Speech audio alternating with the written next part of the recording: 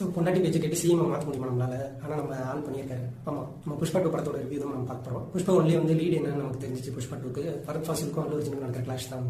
So அதே மாதிரி தான் படமும் அமைஞ்சிருக்கு. Second part Pushpa 2. ஃபரத் ஃபாசிலும் சரி, அல்லு அர்ஜுனும் சரி, 2 பேருமே யாருமே வழங்காதவங்க, தான் எல்லாமே அப்படின்னு நினைக்கிறவங்க.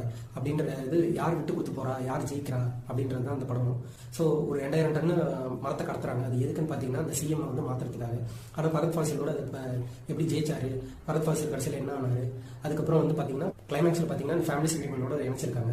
நம்ம அல்லு அர்ஜுன் வந்து செகண்ட் ஒய்ஃபுக்கு பிறந்தவங்க, அதனால அவங்க அண்ணன் வந்து அவரை ஏற்றுக்க மாட்டேங்கிறாரு, அவங்க அப்பான்னு கொண்டாட விட மாட்டேங்கிறாரு அப்படின்னு தான் இருந்தது.